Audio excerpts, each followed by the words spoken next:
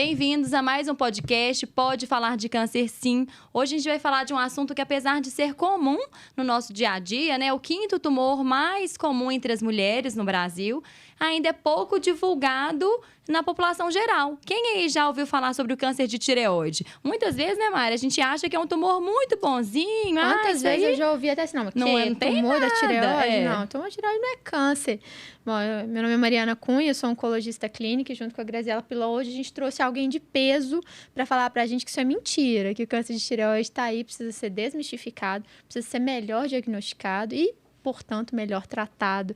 Doutora Isabela, obrigada, Isabela Souza, especialista cirurgiã de cabeça e pescoço, médica integrativa, pós-graduação em fitoterapia, pós-graduação em psiquiatria, certificação internacional em psiquiatria e nutrição. Gente, ela cuida do corpo, da mente, da tireoide. Ela tem um currículo enorme, né, Zela? Muito bem-vinda. Especialista em tireoide, né? A especialista aqui. Só não tem tamanho, né? Mas vamos conversar. Ninguém aqui tem tamanho hoje, mas a gente O limite tem para fazer esse currículo. podcast é 1,60m. Ah, então tá, gente. Na classificação internacional, a gente é um mínimo. Não sei se isso você sabe, aí. nós somos um mínimo. É um milho. Bom, mas vamos conversar então de tireoide. Vamos falar, né, sobre o câncer de tireoide.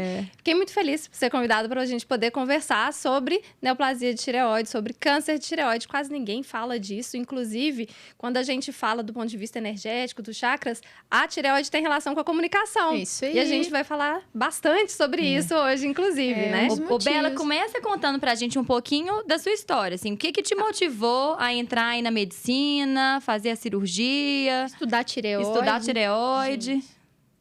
Então, eu operava minhas bonecas. Ela é médica de nascença, gente. Já tinha ali, né? Já tá ali. Elas todas têm cortes nas barrigas, elas bom. têm desenhos de canetinha com band-aids em cima. Então, acho que veio de sempre, sabe? Não essa tem nenhum sua de médico sempre. na minha família. Enfim, veio. Já desde sempre eu falo que quero ser médica e não só para tratar o dedo mindinho do pé esquerdo, para tratar a pessoa como um todo, né? E para isso eu entrei, formei medicina, fui fazer cirurgia, depois da cirurgia fui para cirurgia de cabeça e pescoço. Grande parte das vezes a gente trabalha com tireoide, por isso que eu acabei focando muito na tireoide. E aí eu vi as pessoas chegando, principalmente mulheres, chegavam no consultório com alguma questão na tireoide e não era só operar.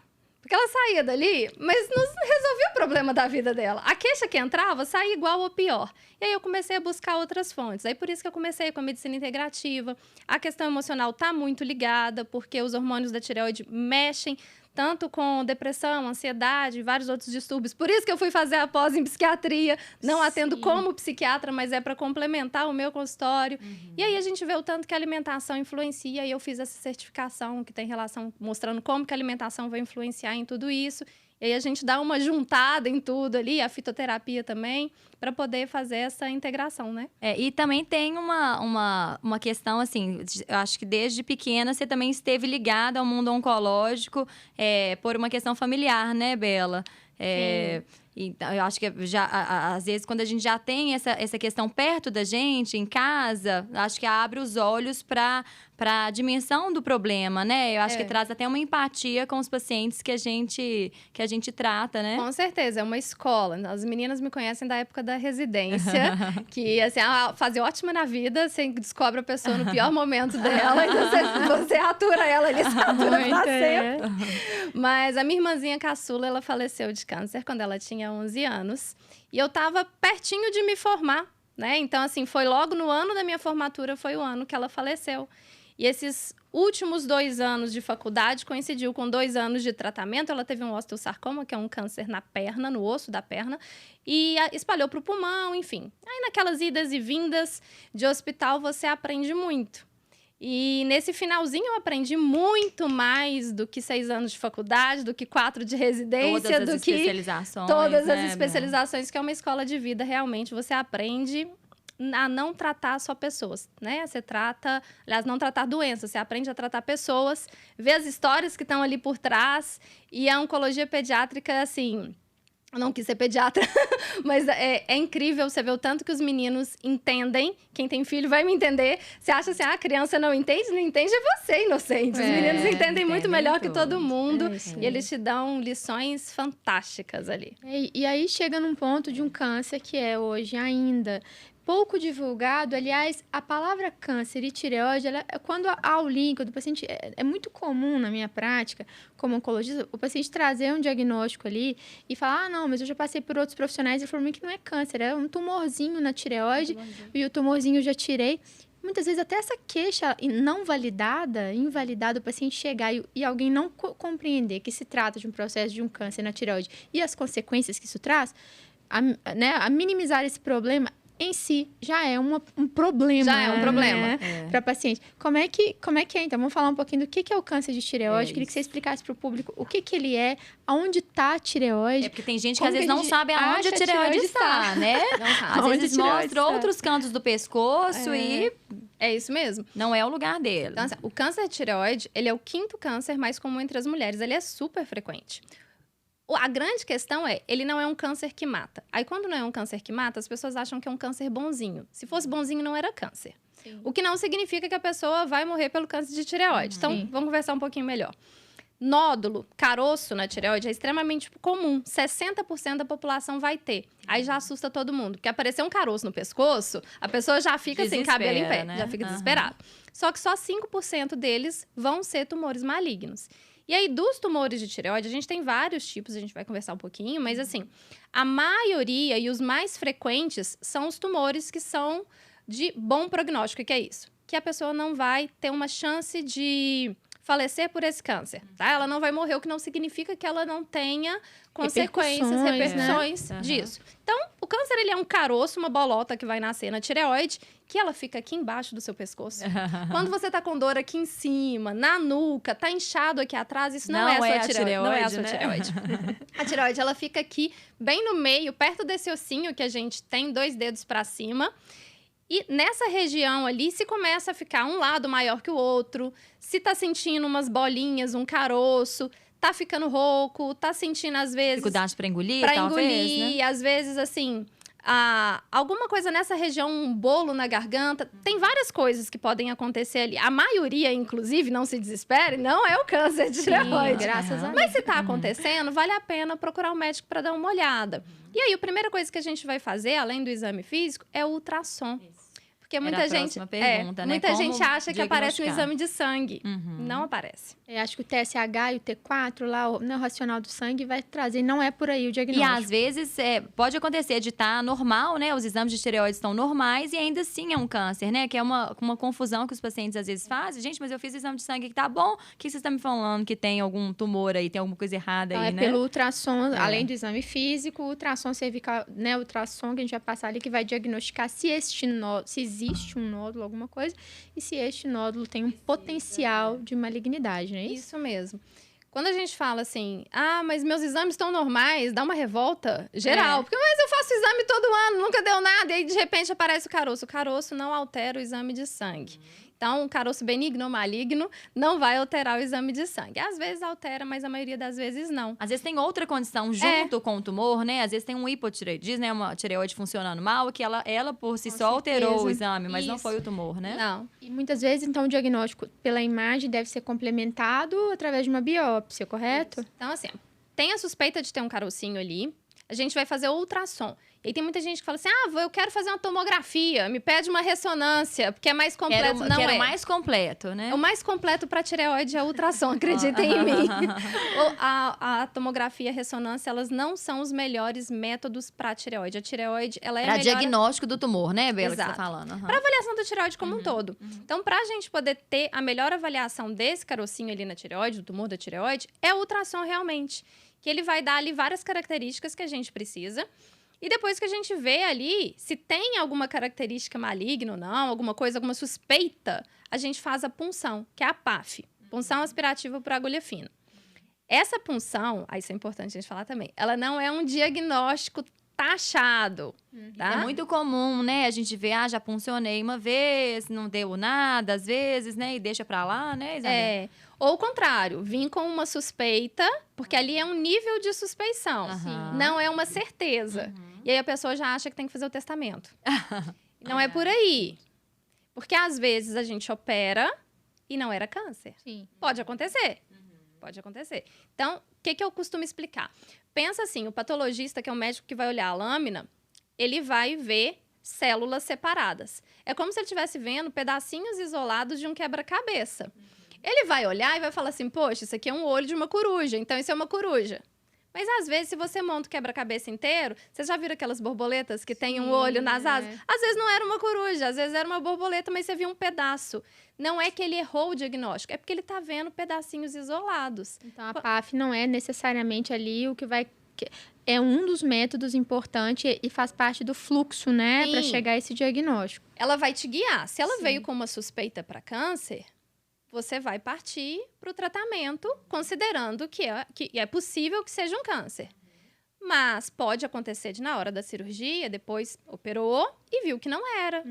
E que bom que não era. Isso aí. Tá? E partindo para o lado do tratamento, o que é possível, né, de fazer para tratar esse câncer de tireoide hoje? Em geral, é a cirurgia que é o carro-chefe do tratamento? O tratamento se inicia com a cirurgia, né? Então, o tratamento inicial é a cirurgia.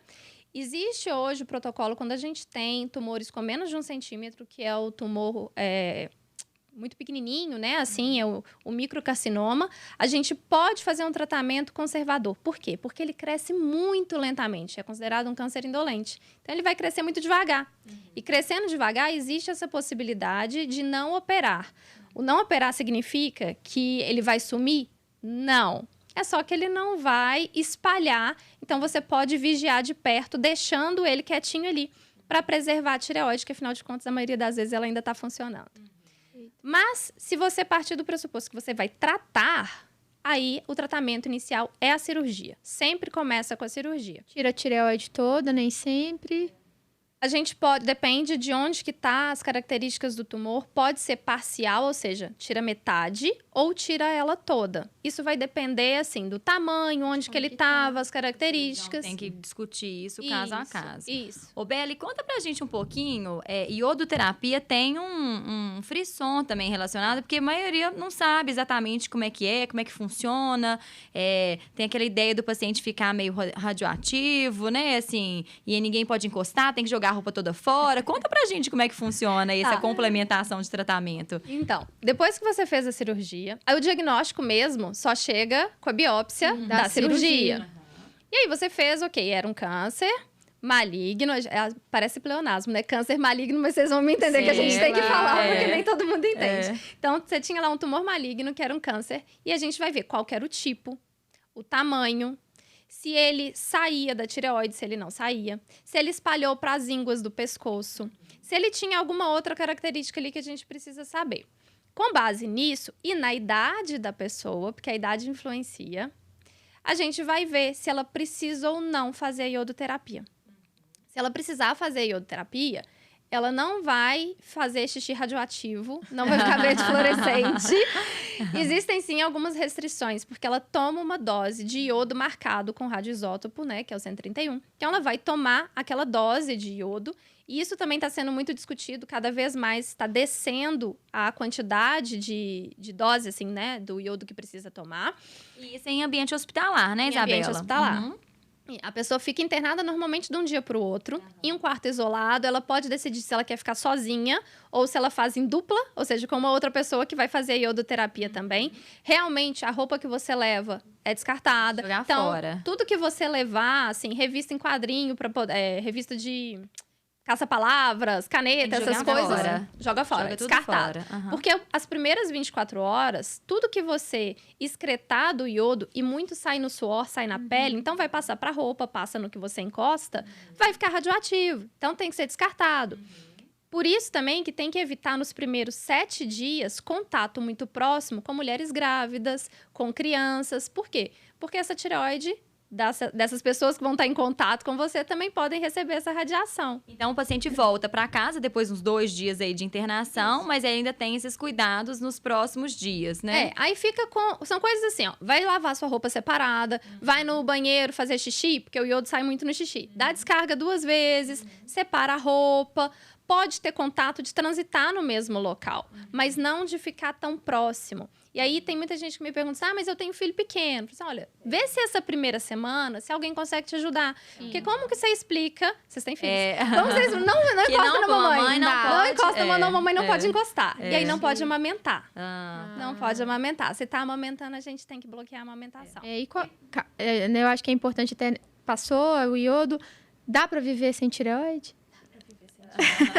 Tô perguntando. Existe vida sem tireoide. As pessoas falam, tirei minha tireoide, e aí? Uma vez que a pessoa tira a tireoide, ela passa a ter hipotireoidismo. E junto com o hipotireoidismo vem todos os problemas do hipotireoidismo. Conta pra gente o que é, como é que funciona. Os desafios, né, desse paciente no acompanhamento. Então, vamos lá. A grande questão elas chegam pra mim assim, eu acho que eu tô ficando louca. Todo mundo acha que eu tô louca, que eu tô fresca. Não é frescura, não é frescura. Tá? Não é frescura. Por quê? A loucura vem de onde? Qual é o sintoma? Então, vários. Mas vamos lá. Cansaço extremo. Parece que assim, você quer que o mundo termine em barranco pra ficar escorada. Não consegue acordar, uma sonolência gigantesca, mas à noite dá insônia. A libido vai assim, pra baixo de 0. Aí o marido às vezes tem que ter paciência, às vezes não tem que ter paciência, bastante paciência.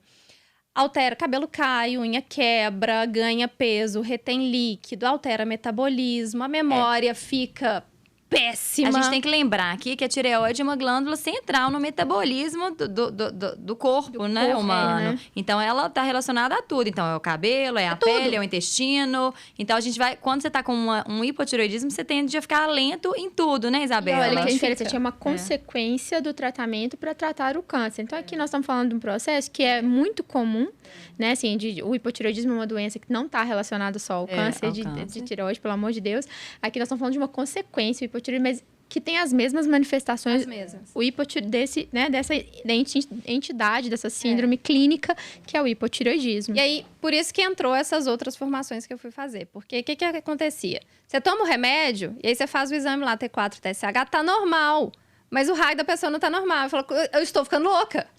Aí a pessoa tem certeza que ela está ficando louca e não está. Porque tá todo mundo falando assim, que isso, mas tá tão bom os exames aqui normaisinhos, exatamente. Né? Só que aí a gente não olhou o resto. Entendi. Porque não adianta olhar só T4, TSH. Tem que olhar e as vitaminas. Será que as vitaminas estão boas? A gente precisa de uma série de nutrientes para converter. Porque ela não produz mais o T4, que é o hormônio da tireoide. Ele vem na forma de comprimido, que é a levotiroxina. Aí é a marca que a pessoa quiser.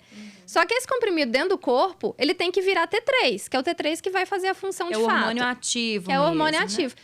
Para ele ser convertido, ela precisa de um monte de nutrientes. Ela precisa de ferro, ela precisa de B12, de selênio, de zinco, enfim. De um monte de coisa. Se ela não tem isso, e a maioria das vezes a nossa alimentação não é mais, assim, variada. Consegue trazer tudo isso, não consegue. Você tem deficiência desses nutrientes. E a pessoa não converte. Aí o T4 e o TSH estão normais, mas ela tá com deficiência de um monte de outras coisas. E aí ela tem manifestação clínica. Então, é um hipotireoidismo, né, que vai se prolongar na sintomatologia sem... Ô, Isabela, e o câncer de tireoide pode ter esse componente, assim, familiar, né, assim, uma genética, você perguntar na família se outras pessoas tiveram, essa pessoa tem mais chance de ter? Tem alguma coisa, assim, de hábito de vida que aumenta a chance desse tumor desenvolver? Conta pra gente um pouquinho desse início. O câncer de tireoide, ele tem componente familiar, mas é a minoria que tem componente familiar. Tem um tipo específico, que é o câncer medular. Já pode até falar pra gente dos tipos, então vamos falar dos tipos. A gente tem o câncer papilífero ou papilar, que é o mais comum e é o que tem melhor prognóstico. A gente tem o folicular, que é um outro tipo também, que tem um prognóstico bom.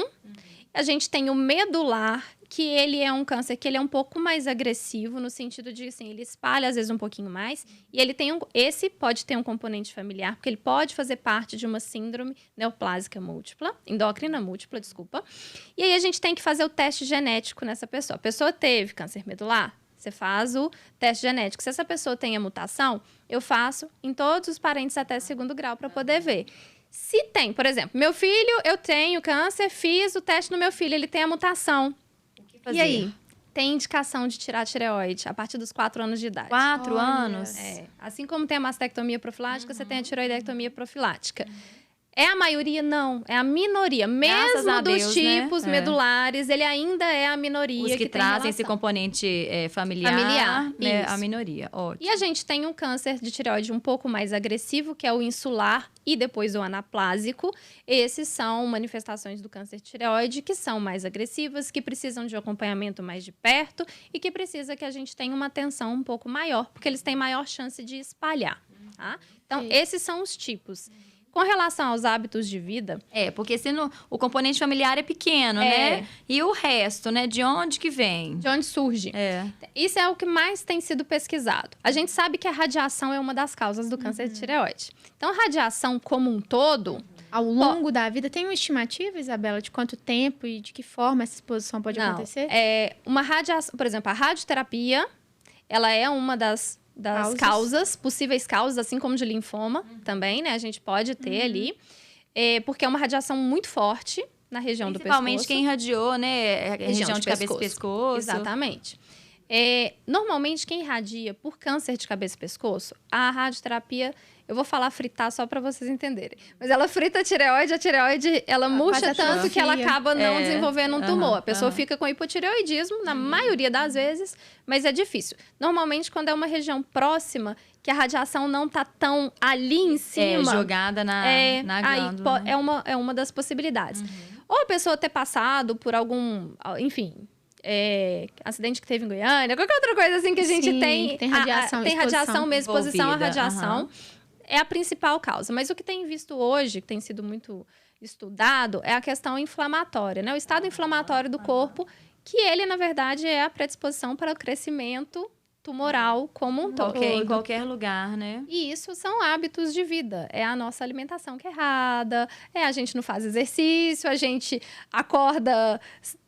tarde, dorme tarde, o ciclo circadiano está todo alterado, enfim, todos esses hábitos que mudam a nossa vão interferir. Muita gente pergunta da questão assim, o celular altera, não tem nada provado. Então, não tem nenhum estudo que fala assim, não, celular causa câncer de tireoide, não tem nada. É suspeita? É uma suspeita porque é uma radiação, mas... E que às vezes a gente tá ali dormindo todo santo dia ao longo da vida, com o celular bem do ladinho, né? E aí, vamos lá, pra eu tentar entender aqui, porque a Isabela dá tanta dica no Instagram dela. Então, assim, a Isabela tá, né, com toda essa formação, essa bagagem de tireoide, centro de comunicação, ela resolveu integrar tudo. E ela traz hoje, eu queria aprender a receita do suco de tireoide. Tem um suco de tireoide. Conta pra gente. Eu quero saber o que tem que fazer. É pra evitar? É pra fazer o quê? O suco de tireoide? Vamos lá. O suco... eu achei engraçado, o pessoal foi dando esse nome, assim. É o suco da casca do melão. Mas, assim, vamos só entender. Quem já tirou a tireoide, ele vai ajudar. Mas não tanto quanto quem ainda tem metade ou a tireoide toda. Por que ele faz? A gente tem fitoesteroides, então você tem substâncias que estão lá na casca do melão e tem que ser a casca. Comer a polpa é ótimo, ajuda na glicemia, ajuda na pressão e um monte de outras coisas. Mas na casca do melão. Você tem um aumento, a produção aumenta a indução da produção em até 30% de T4 e T3 dentro da tireoide. Então, se a pessoa tem hipotireoidismo, vamos colocar, ela tirou, teve o câncer, tirou metade. Então, ainda tem metade. Certo. Tá funcionando ali meio capenga. Isso vai ajudar? Vai. Em alguns casos, a gente consegue diminuir necessidade de medicação. Outros casos, até tirar. Porque aí você induz a produção da própria tireoide. Você aumenta em 30% a produção.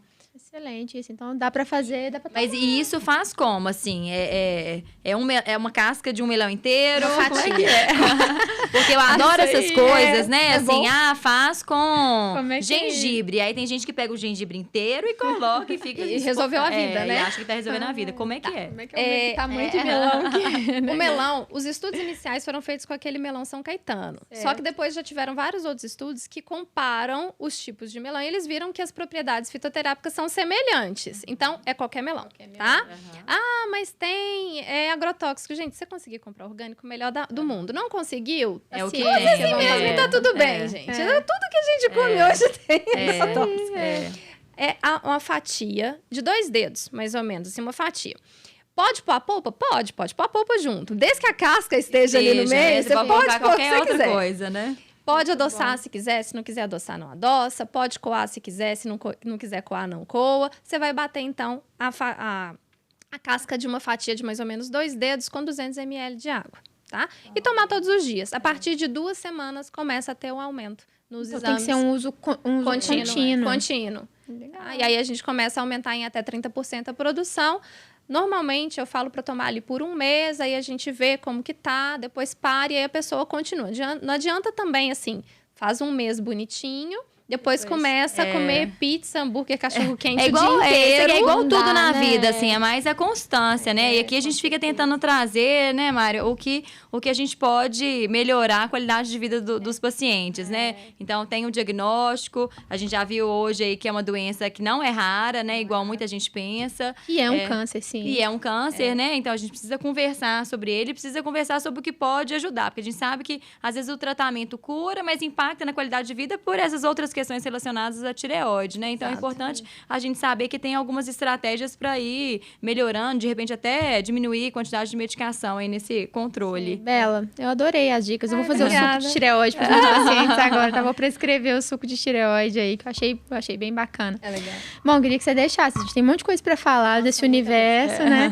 Acho que numa outra oportunidade eu queria que você viesse e trouxesse um pouquinho dessa ambientação da parte psicológica da tireoide, como que isso impacta, como é que os pacientes estão vivendo com e apesar da doença, né? Eu acho que isso é um outro ponto para a gente. Hoje a gente trouxe a abordagem da importância estatística, né, epidemiológica da doença.